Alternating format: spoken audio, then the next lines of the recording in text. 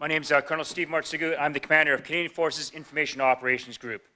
I've only got one slide, but I have a parallel English and French version, but I've got a serial presentation system. So I'm going to kind of randomly flip back and forth like this, and you can just try to translate yourself.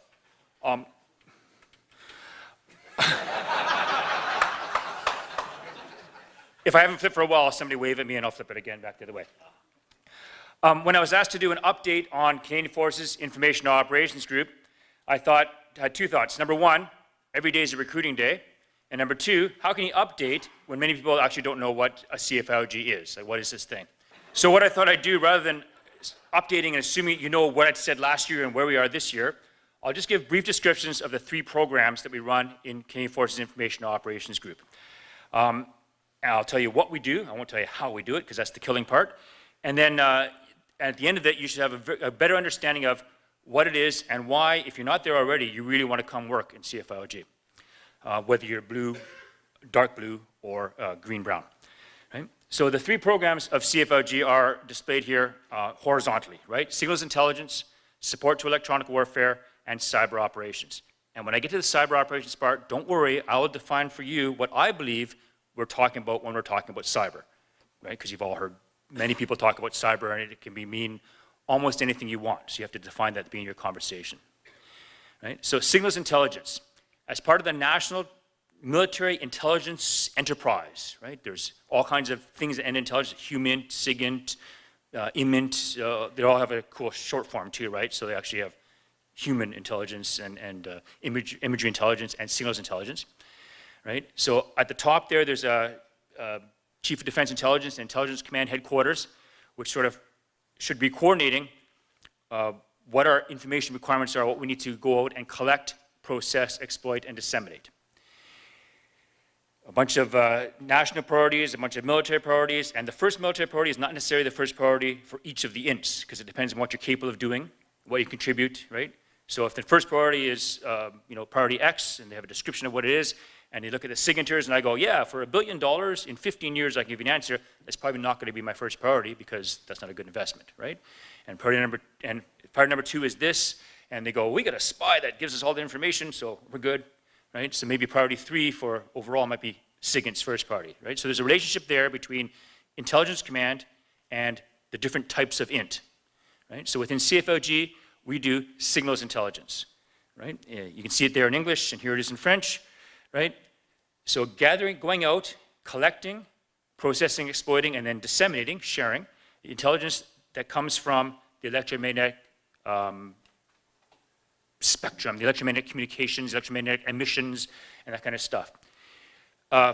Again, in the update part, if you haven't heard, over the last 17 years since we've had a CFIOG, we don't just do Morse code HF anymore, right? Any way that people are communicating or emitting, whether it be over wires or in the air, right, is a valid target for us to go, a valid place for us to go out and look for that information, right? So it depends. The targets move. They move geographically in terms of what our priorities are in the Canadian Forces and in the Canadian government, where they are, so that's geographically, where they are in the electromagnetic world, right? 50 years ago, they all spoke or did Morse, or 100 years ago, I guess, they did semaphore, and then 50 years ago, they were speaking and doing Morse on just radio broadcasts, and now they're using, the targets are using satellites, using the internet, they're using systems that are not connected to the internet, and they're still on radios, and they're still doing Morse, and all those kind of things are all help shape where we have to go, because we have to follow these targets to get information. Physically where they are, and where they are technologically, are the things that cause us to update our programs. So when you look on my little slide, my single slide here, vertically I've shown 2 lines of effort. So we conduct operations, and like I said, for signals intelligence, it's intelligence operations under the direction of Intelligence Command, under the coordination of Intelligence Command for supporting deployed operations and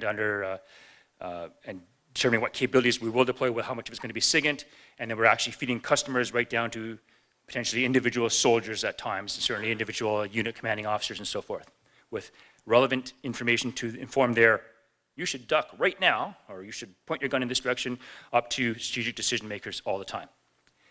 And that's 24/7, 365. There's people doing that all the time. And as the new commander over a year and a half ago, when I walked in, sat down on shift with the, Master Corporal, what do you do? I'm going, holy crap, I didn't know we could do that, right? That's really cool. And that's the part that I'll have to kill you now. So this is the largest program in CFIOG. The most people, the most money are doing signals intelligence. The two lines of effort that I referred to vertically, we conduct operations.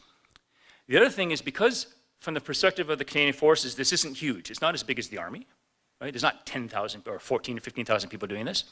All the things that you have to do to improve the capabilities, to make things better, to follow those targets, where they're going technologically and where they're going and as they shift, all the things you need to do to develop and generate that capability are done within CFIOG, right? So the concepts of how we're going to do it, the development of the capability, the decisions of what we should invest in and what we shouldn't invest in are proposed out of CFIOG. They're approved by the people. I got it, sir. But we come with those ideas, and then the management of those programs, the PD-ship and capital investments, the life cycle management of the things that were actually in service, all that kind of stuff is a CFIOG thing. So everything you can imagine the Army, Navy, or Air Force does for their entire land, maritime, or aerospace warfare capability, for the small subset of signals intelligence, that's all done in CFIOG. So if you're an ambitious, fired up senior NCO, junior officer, you're going, wow, I could do everything there in an area that's really, really cool. Okay? So signals intelligence, big program, that's what we do. Electronic warfare support, right? So that electronic order of battle, right? What is going to be in the area you're going to, because the emitters that are in Syria are different than the emitters that are in the South China Sea. And then what are the exact characteristics of all those emitters and which ones are you have to worry about, which ones you don't, and when do you have to worry about them, because maybe that radar is so fire control radar is so far away that the missile will never get to you, but maybe this one's really, really close and you really need to worry, right? That kind of information, right, that electronic intelligence information and that operational picture is what we call electronic warfare support. So the Navy, Army, and Air Force do electronic warfare. CFIOG provides that support to their EW elements so they can program their boxes, save their ships and their airplanes, and some of their land platforms.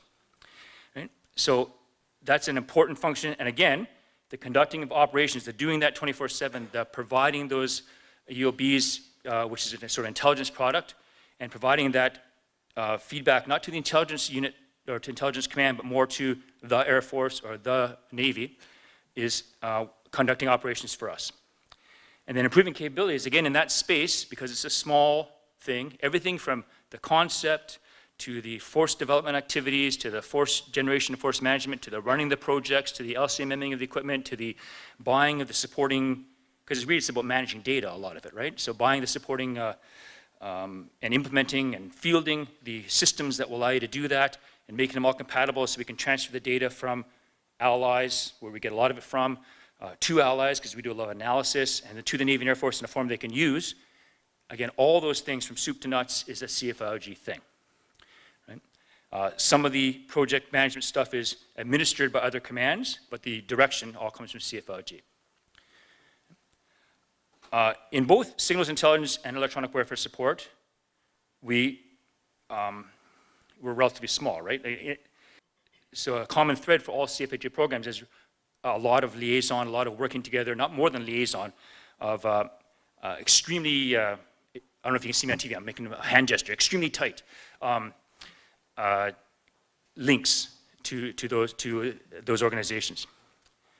Okay, and the last one, cyber operations. So what's cyber? I'm going to try to explain this by analogy, but you have to remember analogies are never perfect, right? So don't take this one too far, but to a point it works. If you think of warfare in the maritime environment, okay? So there's a Royal Canadian Navy that is responsible for generating the capability to engage an adversary in the maritime environment, which to them means a bunch of ships, airplanes, and submarines with all the people and R&D and infrastructure and all that kind of stuff, the pricey elements that make them work, right? The ship by itself is no good, you need the people, and they have to have doctrine, they have to be trained, they have to have uniforms with the right things on their shoulders and all that kind of stuff, and all the technology and all the service support and stuff to make that happen.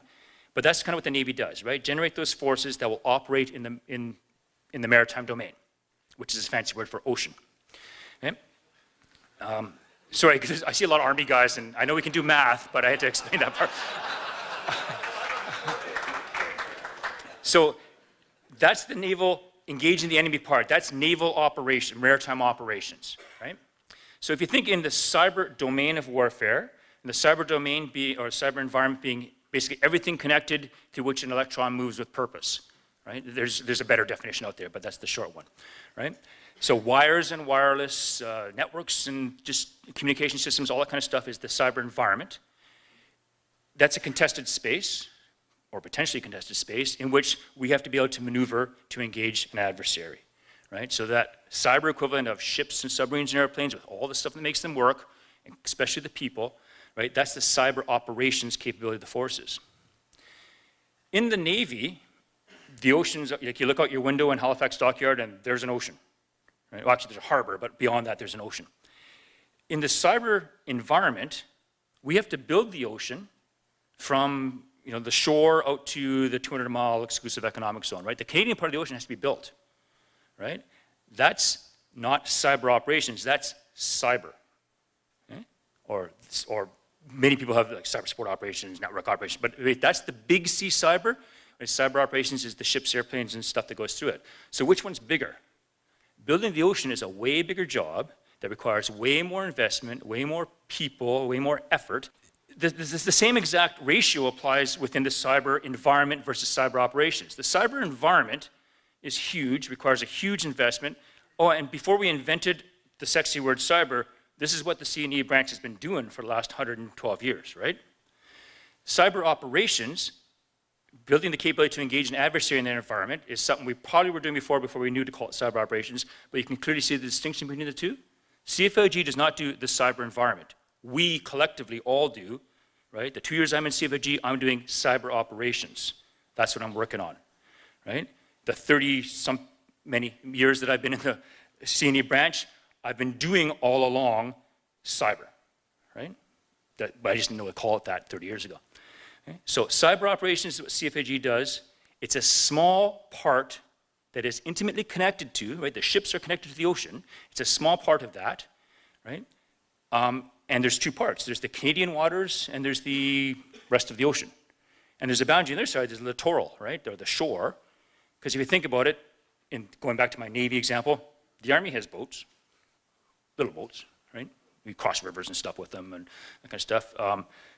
They actually, for those of you, again, the US comparison, the US Army has more ships than the Canadian Navy does, right? But they're not responsible for a global sea space dominance, they're the Army, right? So there's fresh water and there's salt water and they mix up somewhere, and in St. John's, it's very unclear where exactly they mix, but so there's parts of this operating in the water stuff which don't belong to the Navy. If you're able to build the ocean, you could build it to be more or less easy to defend, right? If you're operating the ocean and you control how the ocean is built, you could change the operating conditions, as required, potentially, right? So these things are connected and they shouldn't be separated. But CFIG's small part is cyber operations. It's hard to see on the slide, I think, but in my explanation of what is cyber operations, below I've got defense and attack, or defense and offense in English. The defense part's in dark black because we do that, right? It's our job, it's been our job all along, and we just didn't really know to call it that before, right? And it's part of the hierarchy of operate, secure, and defend, right? Operate, concerned with ensuring the service is provided, restoring the service when it's not provided. Secure, focused on information, right? Your confidentiality, integrity, and availability of the information. And defending, focused on maneuvering against an adversary, right? And the impacts that has, especially on your commander's ability to do maneuver in all domains, not just the cyber domain. So defense is a thing we do within our own space. In other words, the Canadian part of the ocean, that's always been ours to look after, and it still is. So applying force into the global cyber environment, so defending we kind of understand, and that's, a lot of you should be tracking that. Offensive cyber operations, or even sort of counter-offensive cyber operations, like require a whole bunch of things which are clearly not going to be CFIOGs to sort out. Rules of engagement, authorities, all those kind of issues are big things, big Canadian Forces level things. So that's why the improved capabilities arrow over there at the bottom part, you can tell, is dotted, because it's not just a CFIOG thing. CFIOG's efforts and work to improve capabilities in terms of cyber operations are synchronized, nested, integrated with another organization called DG Cyber, DCyberFD, which is Colonel Sabran's day job. Because there's a whole bunch of things that are big things, and there's a whole bunch of things that are lower level tactical things that we can figure out at CFIOG. All the functions you need to do land operations. You need to have intelligence that doesn't just come from the land, it comes from everywhere, right? You need to have surveillance and reconnaissance capabilities within your land unit to go out and do the detailed reconnaissance that you need. You need to have some kind of targeting process. You need to have the ability to develop targets. Okay, I've identified this enemy position. Should I attack them left flanking, right flanking, or vertical envelopment, or whatever? You need to have the right weapons, right, or the right ordnance, at least, and you need to have a way of delivering it. Hopefully not like in the movie that Colonel Sullivan showed us. You need to have the ability to predict in advance what your damage assessment is going to be and measure it afterwards. You need to be able to execute under control the operation. All the same exact functions apply in the cyber domain if you're going to do offensive cyber operations. So conceptually, it's exactly the same as Navy operations, air operations, or land operations. All the same functions. And then as we're thinking about this in preparation for we expect to be told we have to do this someday, not all those things might be able to be done by military people though in the cyber domain. Right? That's a thought. Right? It's quite likely that a bunch of the stuff that needs to be done there requires a level of technical expertise that if we develop military people to do it, they would immediately get hired by somewhere else for a lot more money. Right? Or I would love to give a whole bunch of sergeants PhDs in advanced mathematics because they have blue berets and they can do math, but if I do, then they're not going to be sergeants anymore. They're going to be accelerated promoted to colonel, or they're going to be employed for twice so much money somewhere else. So there's certain functions that might not be, and we can't post them every 3 years, right, if they're doing that. So there's certain functions within that doing cyber operations that we might not be able to do with military people, and that's one of the key areas that we are thinking very hard about. Okay? So, summary, CFIOG does 3 major things, and like I said, I briefly described what they do. Signals intelligence, part of the larger intelligence organization, and it's so freaking cool that you couldn't believe it if you weren't in it, right? And as a relative newcomer to it a couple years ago, I'm like, wow, I cannot believe we can do this. And then you in the field or you in INCOM just get the processed result. We know this person is going to do this, we know this thing is doing this, we know these people are coming here, we know they intend to do this, right? And it's magic how you got the information, but it turns out to be right. Right? And it's not just over-the-air HF Morse. It's every way that people communicate, every way they emit. It's not just communications, every way they emit, including things that go over wires and fibers. Electronic warfare support is making sure that Goose doesn't get shot down. Sorry, second spoiler. He didn't die because of the bad guys. He died because Tom Cruise was a bad pilot.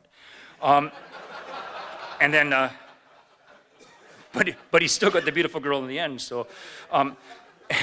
So EW support is that intelligence product and that ability to ensure that our ships and airplanes are aware, automatically aware of what's going on around them. And then cyber operations is conducting military operations in this environment of cyber, which is exactly conceptually analogous to conducting naval operations or air operations or land operations, with the additional thing that while we've always had a C&E branches, we have to build the ocean as well.